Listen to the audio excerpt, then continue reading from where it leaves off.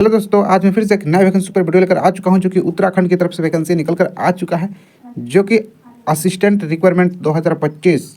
जो कि इस वीडियो में मैं आपको सभी चीज़ बताने वाला हूं कि कब से कब तक फॉर्म अप्लाई होगा, क्वालिफिकेशन क्या रखा जाएगा, एज लिमिट, सिलेक्शन प्रोसेस क्या है, सभी चीज़ मैं इस वीडियो में प्रॉपर तरीका से आपको बताने वाला हूं। तो चलिए वीडियो को शुरू करते हैं। उससे पहले आप लोगों से रिक्वेस्ट है कि अभी तक मेरे चैनल को सब्सक्राइब नहीं किया तो प्लीज़ मेरे चैनल को सब्सक्राइब कर लीजिए और बेल आइकन को प्रेस कर लीजिए, क्योंकि मैं इसी प्रकार से रोज नया नया जॉब से रिलेटेड वीडियो लेकर आते रहता हूं, तो उसका नोटिफिकेशन सबसे पहले आप तक पहुंचे। तो चलिए वीडियो को शुरू करते हैं। तो यहाँ पे देखिए ये नोटिफिकेशन जारी किया गया है जो कि उत्तराखंड जो कि अधीनस्थ सेवा चयन आयोग की तरफ से वैकेंसी निकाला गया है। तो कब से कब तक फॉर्म अप्लाई होने वाला है, क्वालिफिकेशन क्या है, सभी चीज़ में आगे बताने वाले हैं। तो यहाँ पे देखिए सबसे पहले हम आपकी बात करें तो विज्ञापन प्रकाशित तिथि यानी कि 28 मार्च 2025 को नोटिस जारी किया गया है और ऑनलाइन जो कि फॉर्म अप्लाई करने का तिथि 5 अप्रैल से शुरू हो चुका है और आपका ऑनलाइन का अंतिम तिथि 29 अप्रैल तक आप फॉर्म अप्लाई कर पाएंगे। उसके बाद आप फॉर्म अप्लाई नहीं कर पाएंगे। उसके बाद यहाँ पे देखिए ऑनलाइन आवेदन पत्र में संशोधन यानी कि किसी भी प्रकार की अगर गलती हो जाता है तो करेक्शन करने के लिए 5 मई से 7 मई तक आप फॉर्म को करेक्शन कर सकते हैं। उसके बाद लिखित परीक्षा की अंतिम तिथि यानी कि 6 जुलाई 2025 में आपका जो भी लिखित परीक्षा होगा जो कि 6 जुलाई को होगा। उसके बाद चलिए हम आगे और पूरा नोटिफिकेशन दिखाते हैं। पूरा वैकेंसी के बारे में आपको अलग अलग पद पे वैकेंसी निकला हुआ है, सभी पदों के बारे में हम आपको बताने वाले हैं। तो यहाँ पे देखिए पद नाम आप यहाँ पे देख लीजिए, जो कि फर्स्ट है फर्स्ट पद सहायक लेखाकार के लिए, जो कि कुल इससे 55 वैकेंसी निकाला गया है।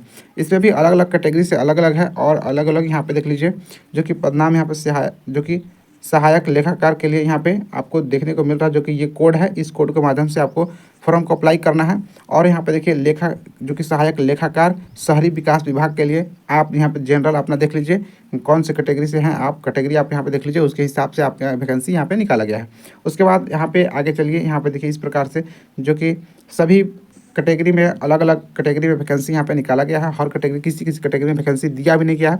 उसके बाद यहाँ पे विज्ञापन संख्या दिया गया है, पद कोड दिया गया है। आप वहाँ से देखकर जो जिस पद पर आप फॉर्म को अप्लाई करना चाहते हैं उस पद के माध्यम से आप कर सकते हैं। तो आगे चलिए और यहाँ पे देखिए जो कि आपको देखने को मिल रहा होगा। तो इस प्रकार से अलग अलग वैकेंसी टोटल मैंने आपको बताया था कि 55 वैकेंसी यहाँ पे निकाला गया है। और इसमें वेतन की बात करें कि इसमें जो कि इस पद में आपको सैलरी कितना मिलेगा, तो सैलरी आपका 29,000 से आपका जो कि 29,000 से 94,000 तक 5 लेवल तक आपका सैलरी रह जाएगा। आयु सीमा की बात करें तो 21 से 42 वर्ष तक आप फॉर्म को अप्लाई कर सकते हैं। और यहाँ पे जो कि अतिरिक्त छूट नहीं दिया जाएगा एज में।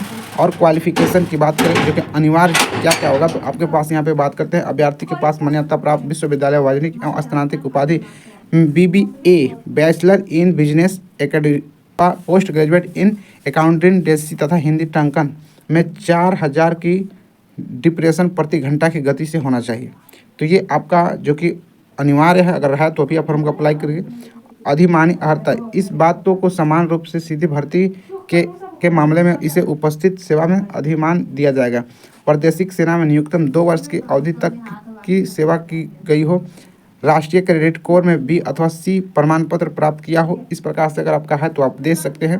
उसके बाद यहाँ पे देखिए अगला जो कि सहायक लेखाकार, जो कि इसमें भी अलग वैकेंसी निकाला गया है। टोटल इसमें 2 वैकेंसी है, इसमें 2 पद है। आप जिस भी कैटेगरी से आते हैं आप उस कैटेगरी के हिसाब से आप यहाँ से देख लीजिएगा। सैलरी और आपका जो भी एज लिमिट है सेम रखा गया है, यहाँ से आप देख सकते हैं।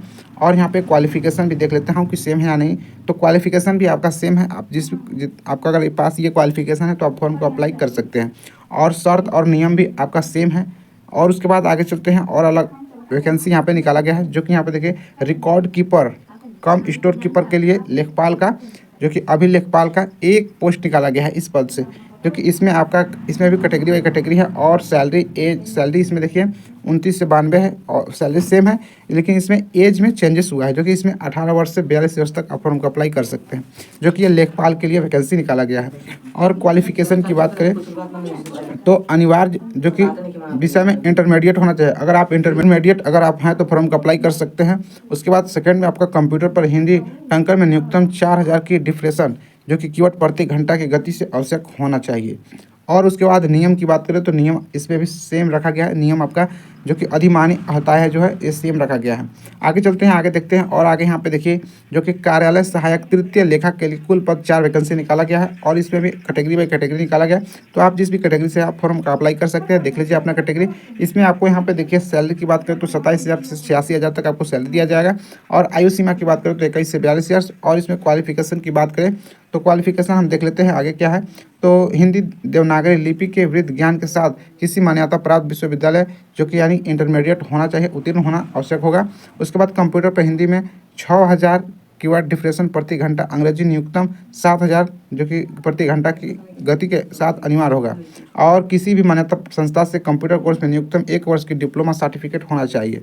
ये अगर आप इस पद पे फॉर्म को अप्लाई करते हैं तो। और बाकी इसमें देखिए जो इधर है बाकी सब सेम है। और आगे चलते हैं जो कि हम आपको सभी पोस्ट के बारे में बताने वाले हैं, सभी पद को।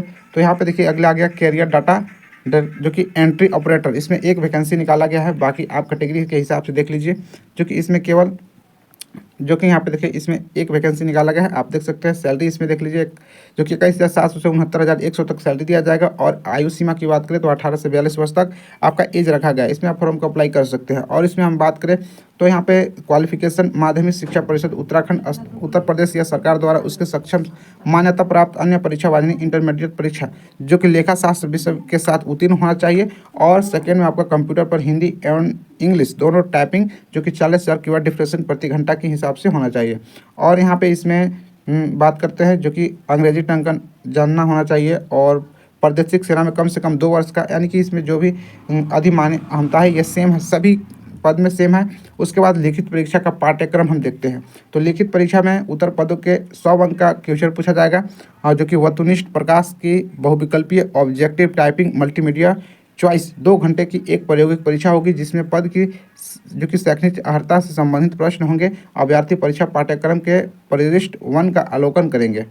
आगे चलते हैं और देखते हैं नोटिफिकेशन उसके हिसाब से। और यहाँ पे देखिए सामान्य ओबीसी श्रेणी के अभ्यर्थी को 45% तथा अनुसूचित जाति और अनुसूचित जनजाति श्रेणी के अभ्यर्थी को 35% न्यूनतम अंक लाना अनिवार्य हो गया। अन्यथा वे लिखित परीक्षा में अगर आपको इतना परसेंटेज से कम आता है तो आप परीक्षा में असफल माने जाएंगे। अभ्यर्थी को ऑफलाइन लिखित प्रायोगिक परीक्षा के प्रश्न बुकलेट परीक्षा के पश्चात अपने हाथ से ले जाने अनुमति है।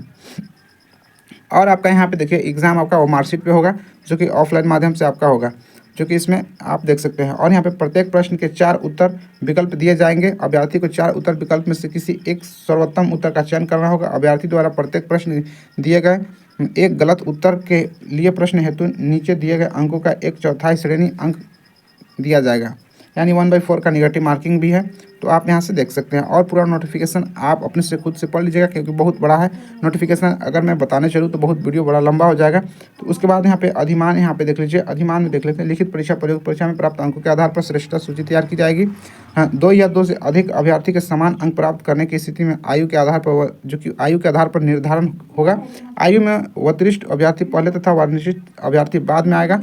आयु के भी समान होने पर अंग्रेजी वर्तमान जो कि वर्णमाला के क्रम से अभ्यर्थी को अधिमान दिया जाएगा। अंतिम रूप से चयनित अभ्यर्थी को सूची आयोग की वेबसाइट पर प्रकाशित की जाएगी।